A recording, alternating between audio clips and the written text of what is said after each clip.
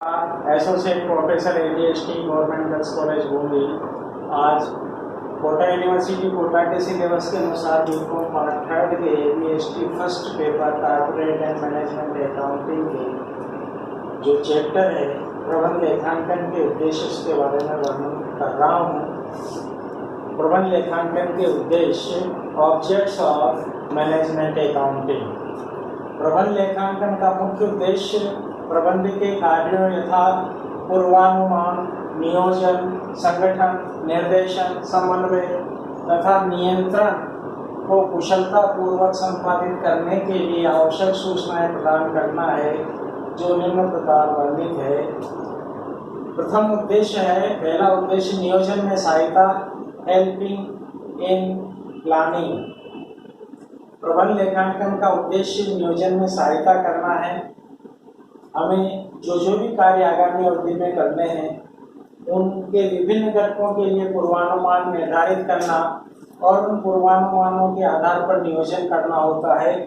पिछली अवधि में जो नियोजन किया था उसको प्राप्त करने में जो विचलन आया है उनके कारणों का विश्लेषण करने के बाद आगामी अवधि में हमें किस प्रकार का नियोजन करना है, उनके कारणों का निवारण करते हुए आगामी अवधि के लिए हमें नियोजन करना होता है। ये सब हम प्रबंध लेखांकन से प्राप्त कर सकते हैं सूचनाएं, ताकि प्रबंधकों को नियोजन में सहायता मिल सके। नंबर 2, संगठन में सहायता।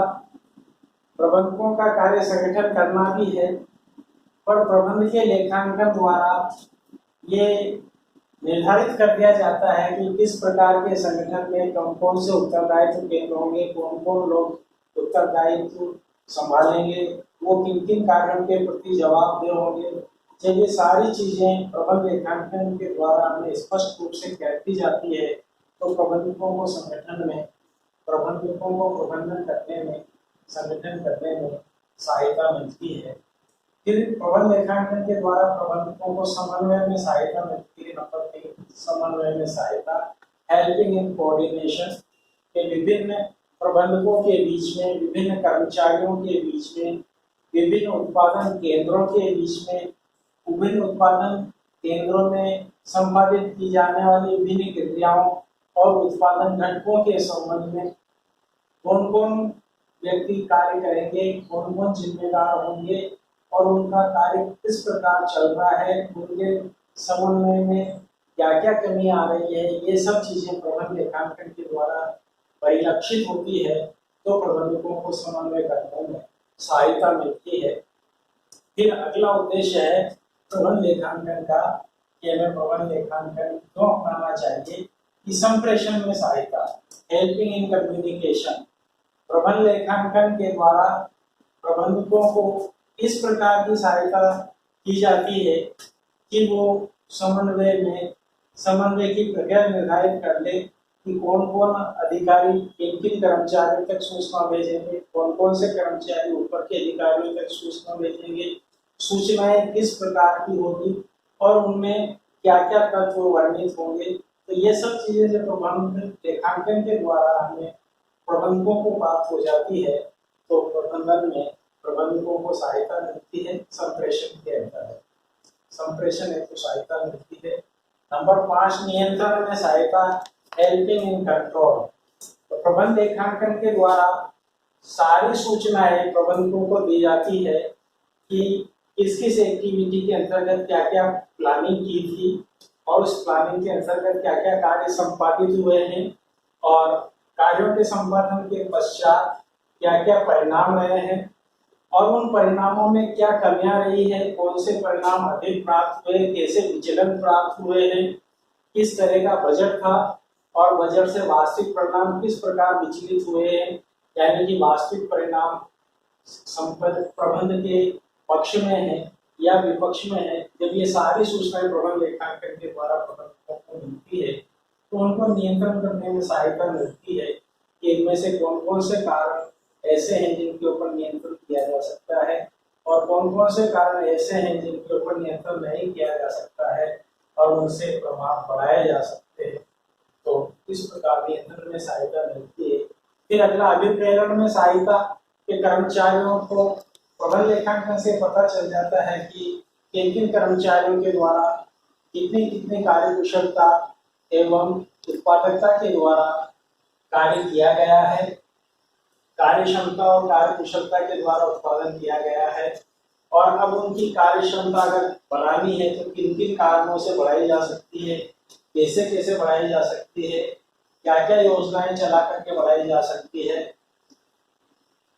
जब ये सूचनाएं मिल जाती है तो प्रबंधकों को मोटिवेशन प्रदान करने में सहायता मिलती है।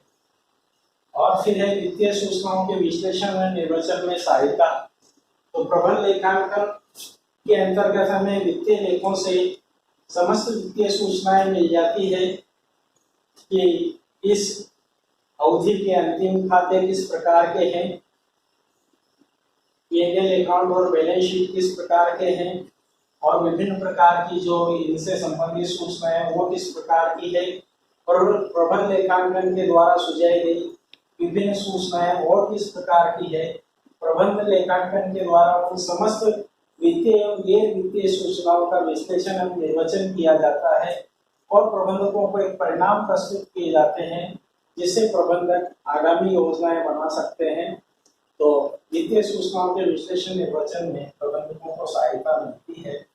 फिर है निर्णय में सहायता, हेल्पिंग इन डिसीजन मेकिंग, कि प्रबंध लेखांकन के द्वारा जब विभिन्न प्रकार के आंकड़े समग्र प्रबंधकों को दिए जाते हैं तो भविष्य में किस तरह के, वर्तमान में किस तरह का निर्णय लेना है और भविष्य में किस तरह की प्लानिंग और बजट बनाने हैं, इस कार्य में प्रबंधकों को सहायता मिलती है।